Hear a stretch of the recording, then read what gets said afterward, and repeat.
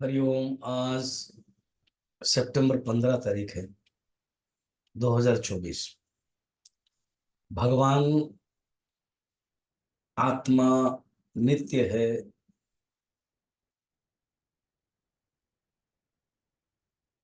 इम्पेरिशबल है, अव्यक्त है, अचिंत्य है। ये बात कह करके ये जो अभी तक अपनी एक कड़ी शुरू की थी, भगवान कहते हैं समापन करते हैं। इसलिए अर्जुन, तुम्हें शोक नहीं करना चाहिए। देखो, भगवान भूलते नहीं है। मेन पॉइंट है इसमें, कहाँ पर है, इसके कीड़ा कहाँ लगा हुआ है।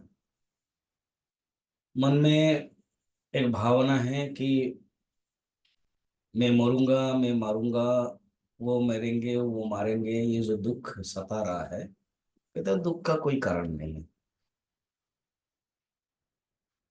ये 25 नंबर श्लोक में आज कह रहे हैं भगवान।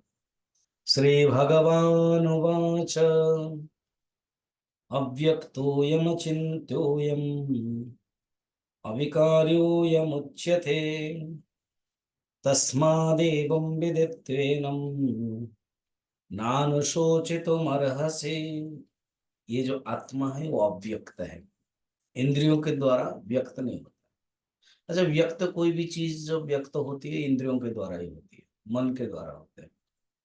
मन से आप अभिव्यक्त करते हो इंद्रियों के द्वारा। कहीं आप घूमने के लिए कहीं गए थे, स्विट्जरलैंड, नायग्रा फॉल, तो आप अभिव्यक्ति करते हो, व्यक्त करते हो वाणी से।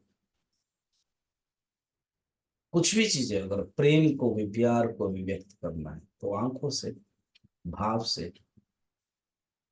मगर परमात्मा किसी इंद्रियों, मन से व्यक्त नहीं हो सकते। अव्यक्त, अचिंत्य, मन के द्वारा चिंतन भी नहीं कर सकते।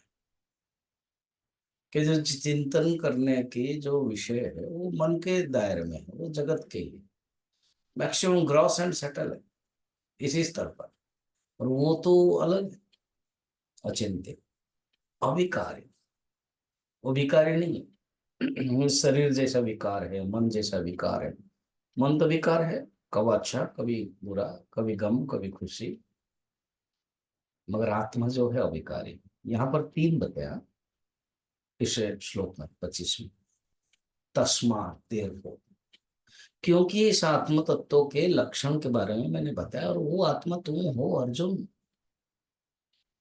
और वो केवल सिर्फ तुम नहीं हो, तुम्हारे जो भीष्म है वो भी वही आत्मा, और द्रोणाचार्य है वो भी वही आत्मा, जिन दोनों के लिए तुम दुखी हो रहे हो। और बाकी जो सब कौरव है, जिनके लिए तुम्हारे अंदर एक भावना आ रही, स्नेह आ रहा है, कृपा आ रही है, सब आत्मा ही है, कोई मरने वाला नहीं है। फिर जो युद्ध में सब मरेंगे, मरने वाले हैं, वो सब शरीर मरता है, आत्मा कभी नहीं मरती। तस्मात, देयरफॉर, कंक्लूड करते हैं यहाँ पर। तस्मात जब कहते हैं, कंक्लूड करते हैं। तस्माद एवं, इसी प्रकार विदित्वा, इस प्रकार के जानकर, किस प्रकार, इस आत्म तत्व को कोई नहीं मार सकता है। आत्म तत्व अविकारी है, अचिंत्य है। तुम्हें शोक नहीं करना चाहिए। जिस शोक के कारण तुम दुखी हो रहे हो वो नहीं होना चाहिए। शोक का कारण क्या है तुम्हारा? यही ना, वो मरेंगे, मैं कैसे मारूंगा, कथम भीष्म हम। क्योंकि तुमने गलत समझ लिया। जो नहीं है वो समझना, यही तो अध्यास है, ये तो अज्ञान है। और अज्ञान का आवरण है और विक्षेप, जिसके कारण मोह हुआ। गलत ज्ञान को ही मोह कहते हैं। अर्जुन, तुम्हारे अंदर यही गलत ज्ञान आ गया। सचमुच वो उस आत्मा के बारे में चिंतन करो। देखो, भगवान ने युद्ध क्षेत्र में उस उपनिषद की जो तत्व है, वो ब्रह्म विद्या है, उसको बड़े सरल ढंग से समझाते और व्यवहारिक तल पर आ जाते। और कहते देखो, ऐसी तुम जानो ना, विदित्व, ये तुमको जानना है। जब बहुत लोग कहते हैं गीता को कर्म क्षेत्र, अरे बार बार बता, विदित्व जानना है। जानोगे वो ज्ञान हो, उसके बाद तो कर्म करते ही रहना है। कौन मना करता है कर्म करने? कर्म तो होता रहेगा, मगर तुम ज्ञान प्राप्त करो। बिना ज्ञान से कर्म करोगे तो दुख होता है, बंधन में पड़ गए। और एक बार ज्ञान प्राप्त कर लिया, फिर कर्म तुम्हारे लिए बंधन नहीं है, कर्म तुम्हारे लिए एक फ्लो है, कर्म तुम्हारे लिए एक निमित्त है। तो ये भगवान कहते हैं। फिर कल हम देखेंगे आगे भगवान एक नए तर्क देते हैं।